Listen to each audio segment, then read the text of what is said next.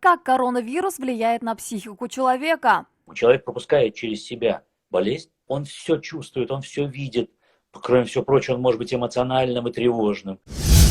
Что означает понятие нейроковид? Ковид не заканчивается с выздоровлением в некоторых случаях, во множестве случаев. После перенесенного ковида, после выписки из стационара, я не соображаю, говорит человек. У меня плохая память, я рассеян, я трудно подбираю слова. Вообще это не я. К кому обратиться, если ухудшается психологическое состояние после болезни? Он не может справляться с прежней работой. Он не может справляться с обычной интеллектуальной деятельностью. Это повод для того, чтобы посоветоваться с специалистом. Повод.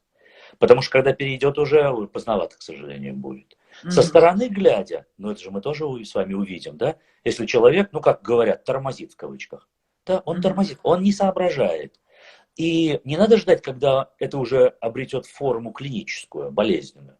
Достаточно вот этих первых признаков. И почему не посоветоваться? Здесь в данном случае не нужен психиатр, здесь нужен невролог. Можно ли выделить категории людей, склонных к депрессии после ковид? Я бы выделил две группы.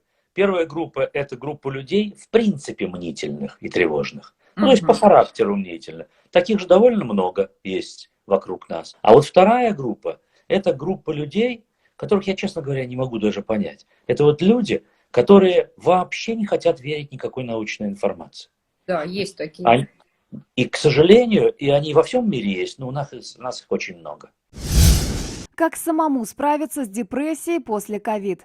Во-первых, необходимо быть рациональным и здравым человеком.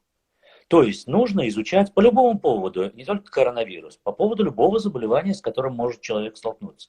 Вероятность, надо знать, вероятность заражения при разных формах поведения.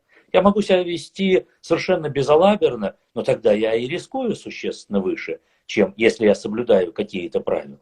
Надо быть начеку, мобилизованным. И тогда мы будем воспринимать все рекомендации хороших специалистов, не псевдоспециалистов, как разумные и как помогающие нам справиться с этой, по крайней мере, обезопасить себя. Закажи рекламу на ТНВ. Телефон в Казани 5 705 100.